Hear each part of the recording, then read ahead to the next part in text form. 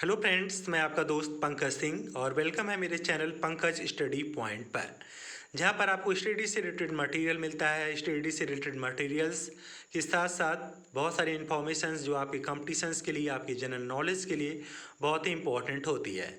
तो दोस्तों, आज के चैप्टर में, आज के टॉपिक में हम जानेंगे भारत सरकार अधिनियम गवर्नमेंट ऑफ इंडिया एक्ट 1935 के बारे में।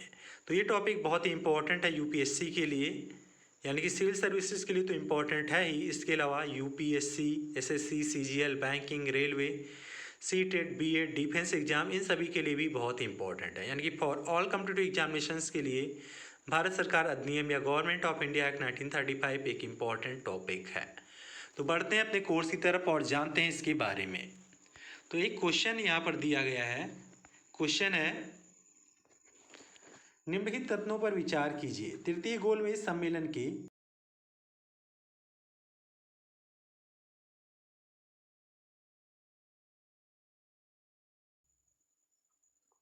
होने के रूप में हुई। भारत सरकार अधिनियम 1935 ने ब्रिटिश भारत के सूबों और भारतीय रियासतों के एक संघ पर आधारित ऑल इंडिया फेडरेशन के गठन का उपबंध किया। तो क्वेश्चन है, उपरोक्त में से कौन सा कथन सही है? केवल एक। ऑप्शन है यहाँ पे केवल एक, एक और दो दोनों, ना ही एक और ना ही दो, या फिर केवल दो। तो सही है दोनों, यानी कि एक और दो दोनों।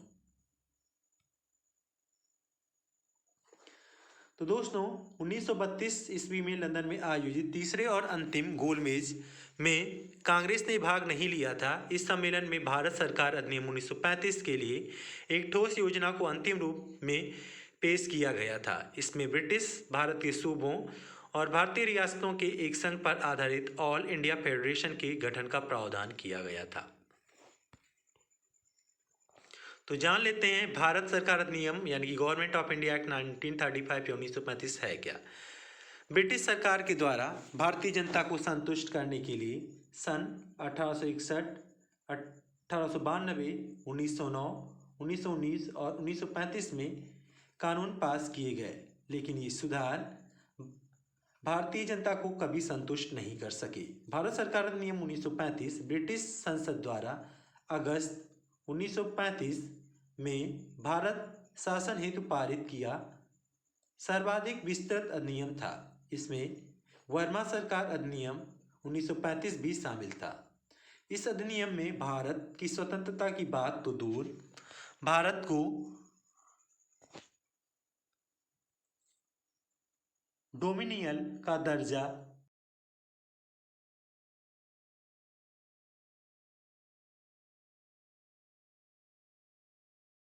भारत सरकार अधिनियम 1935 के निर्माण में साइमन आयोग रिपोर्ट, नेहरू समिति की रिपोर्ट, ब्रिटेन में संपन्न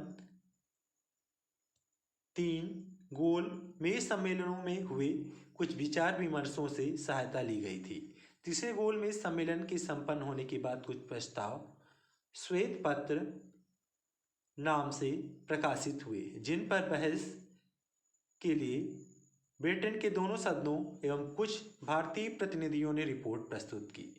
अंततः इस रिपोर्ट के आधार पर 1935 का अधिनियम पारित हुआ।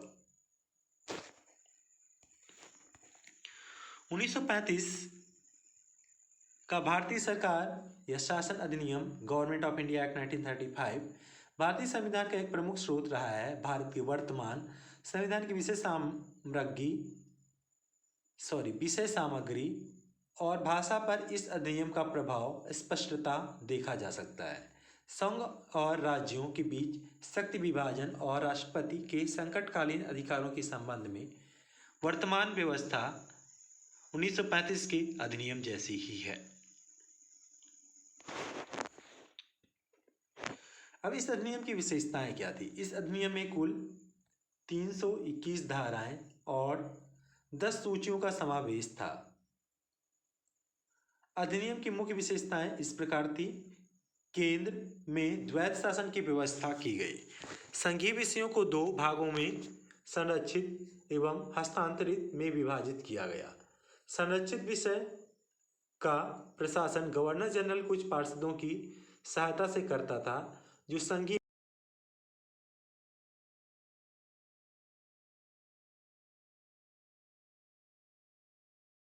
व मंत्रियों को सौंपा गया। मंत्री विधान मंडल के सदस्यों में से चुने जाते थे तथा उनके प्रति उत्तरदायी होते थे। यानी कि जो पहला था उसमें वो उत्तरदायी नहीं थे, दूसरे में उत्तरदायी सदस्य थे। आगे है, प्रांतों में द्वैध शासन समाप्त कर प्रांतीय स्वायत्तता की व्यवस्था की गई। अखिल भारतीय संघ की व्यवस्था की गई। इस अधिनियम के अनुसार प्रस्तावित संघ में सभी ब्रिटिश भारतीय प्रांतों, मुख्य आयुक्त के प्रांतों तथा सभी भारतीय प्रांतों का सम्मिलित होना अनिवार्य था, किंतु देशी रियासतों का सम्मिलित होना वैकल्पिक था। यानी कि इनका ऑप्शनल था, यानी कि वैकल्पिक था। जिन शर्तों पर देशी रियासतों को संघ में सम्मिलित होना था उनका उल्लेख एक पत्र यानी कि इंस्ट्रूमेंट ऑफ एसेशन में किया जाना था। चूंकि यह नहीं हो सका इसलिए यह संघ कभी अस्तित्व में आया ही नहीं तथा 1946 तक केंद्र सरकार भारत सरकार अधिनियम गवर्नमेंट ऑफ इंडिया एक्ट 1919 के प्रावधानों के अनुसार ही चलती रही। अगला है, प्रांतीय विधान मंडलों का विस्तार किया गया। ये एक अन्य विशेषता है इसकी। प्रांतों को 11 में से 6 विधानमंडलों में 2 सदनों की व्यवस्था की गई। केंद्रीय विधानमंडलों के सदस्यों की संख्या में वृद्धि हुई। प्रांतों में मताधिकार का विस्तार किया गया। सांप्रदायिक निर्वाचन को और बढ़ाकर इसे हरिजनों तक विस्तृत कर दिया गया या किया गया। प्रांतों का एक आंशिक पुनर्गठन हुआ।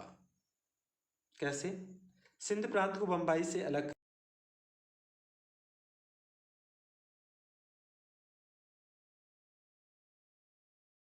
पूर्ण रूप से भारत से अलग कर दिया गया।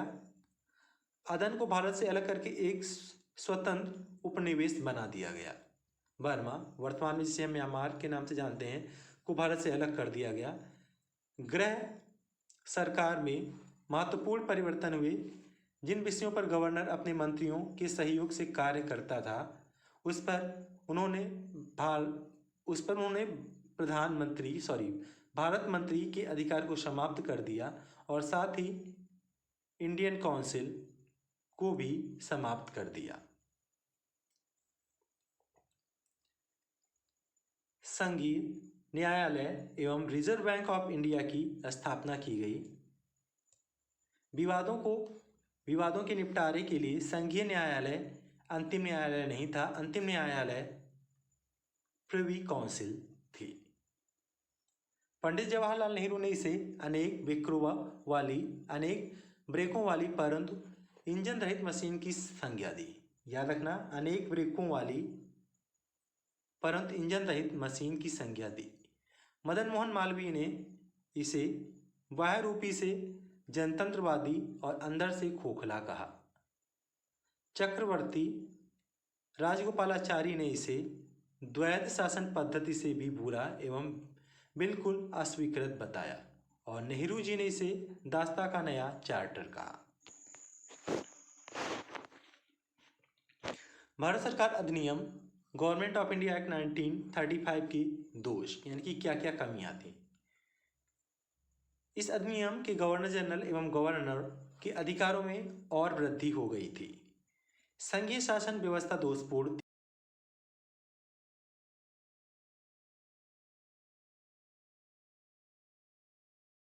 सांप्रदायिक निर्वाचन प्रणाली को और अधिक बढ़ाया गया। द्वैध शासन प्रांतों से हटकर केंद्र में स्थापित कर दिया गया। इस अधिनियम में कहने के लिए तो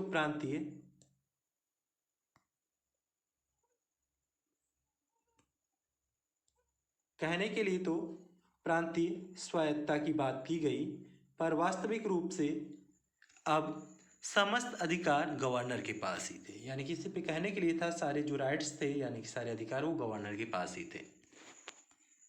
तो दोस्तों, ये था भारत सरकार का अधिनियम 1935 या government act of 1935। I hope आपको इससे रिलेटेड इन्फॉर्मेशन पसंद आई होगी और आपके कॉम्पिटिशन्स के लिए यूजफुल साबित होगी। कई क्वेश्चन बनते हैं, आप इसे डीपली पढ़िए, रिवाइज कीजिए और अगर आप एक बार इसे सही से समझ लेंगे तो आप कहीं से भी क्वेश्चन पूछा जाएगा आप बता सकते हैं। तो दोस्तों, thanks for watching. Please like, comment, share and subscribe this channel.